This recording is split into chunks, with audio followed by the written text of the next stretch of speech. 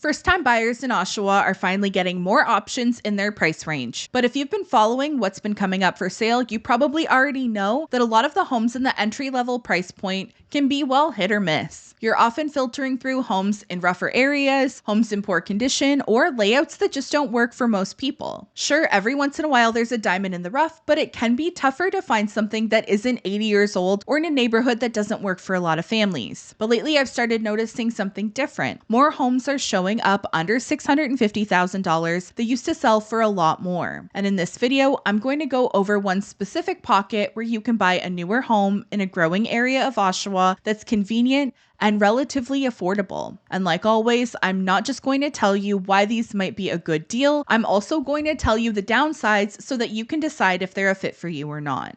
My name's Jessie McClellan, and I'm a realtor here in Oshawa, Ontario with the Lisa Abbott team. If you want to follow along with what's actually happening in the Durham region real estate market and learn about the good and bad of different neighborhoods, make sure to subscribe to the channel. And if you want to chat about your specific situation, there's a link in the description where you can book a call directly with me. The homes I'm talking about are a specific set of freehold townhomes in Winfields on streets like Nearco and Tabaret Crescent. Now, there are a few different types of townhomes in Winfields, and here's why these ones stand out to me. On the west side of Simcoe Street, you'll find condo townhomes that are a few years newer. Right now, you can get into those starting around $540,000, but they come with monthly maintenance fees anywhere from $300 to $500 per month. But some of those layouts are also a little bit odd. Some of them have 2 bedrooms on the second floor and 2 more on the third, which feels a lot more like a student rental setup than something designed to work for families. The townhomes I want to focus on are on the east side of Simcoe. These are freehold, which means no condo or monthly maintenance fees, and they've started selling this year in the $600,000 to $620,000 range.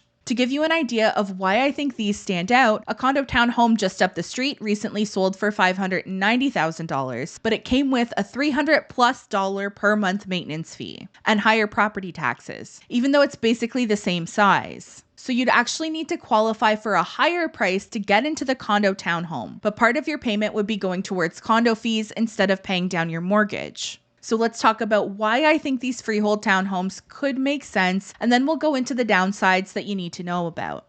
One of the biggest positives is obviously the price point. At around $600,000, your options in Oshawa are already a little bit more limited, and if you take condos out of the mix and stick with freehold homes only, that list gets even smaller. If you've been browsing homes in this price range, you've probably seen what I've seen. A lot of them are either in rougher areas that I wouldn't necessarily recommend for a young couple or family, and that's exactly why I make videos like this to help you understand where good pockets are, where the not so good pockets are, where the deals are, and how to make sure that you're buying the right house, not just any house.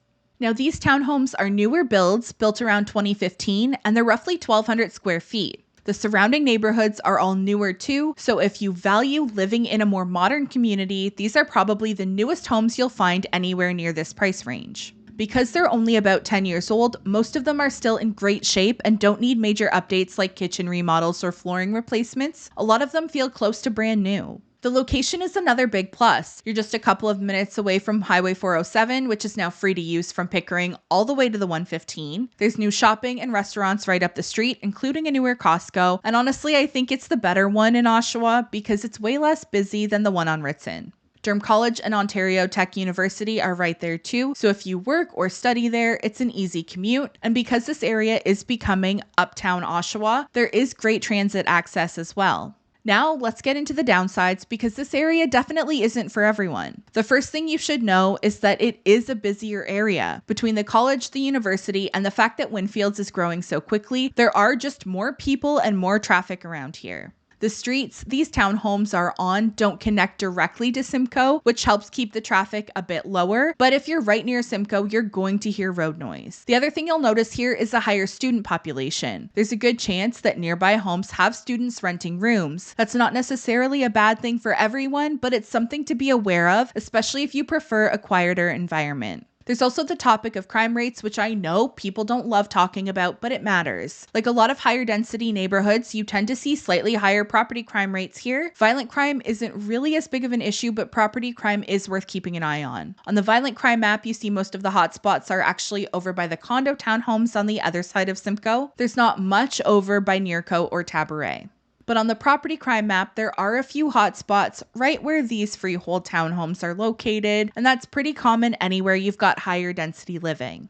But if that's something that really worries you, you'll want to know about it. And if you're unsure, here's what I always recommend. Go drive through the neighborhood for yourself. Go during the day and again in the evening. See what the traffic looks like, see how it feels walking around, grab dinner at a local restaurant, or check out the food truck corral up the street, then drive through the area again afterward. Ask yourself, would you feel comfortable living there? Would you feel comfortable letting your kids play outside? Does the noise bother you? You can even stop and talk to people who are out walking their dogs. Ask them what they think of the neighborhood. That's often one of the best ways to get an honest read on a place.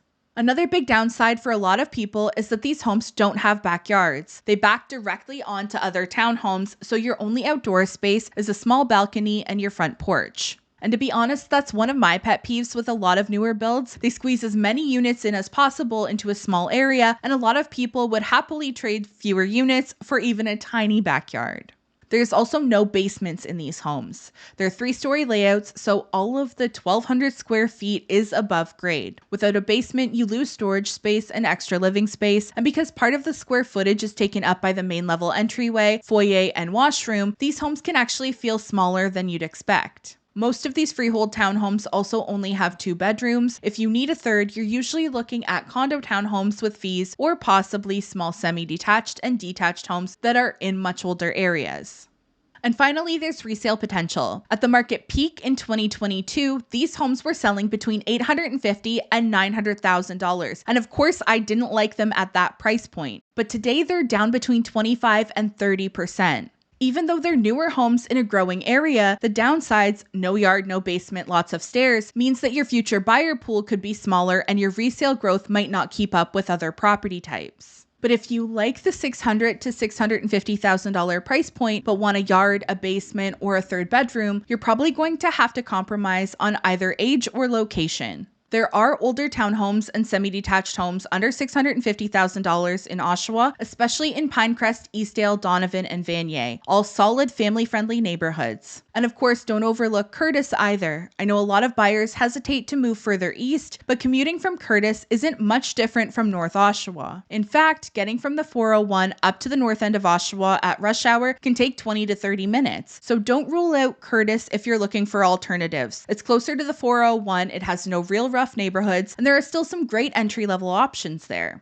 At the end of the day, these freehold townhomes aren't for everyone, and of course, the drawbacks that have always existed for these units are still factors, like I mentioned before. But now that they've dropped into the $600,000 price range, they are making a lot more sense for some buyers than they did a couple of years ago.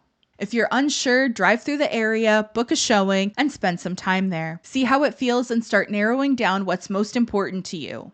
If you'd like my help finding a home or narrowing down neighborhoods that fit your lifestyle, there's a link in the description where you can book a call with me directly. If you found this video helpful, make sure to hit the like button, subscribe to the channel, and I'll see you in the next one. Bye!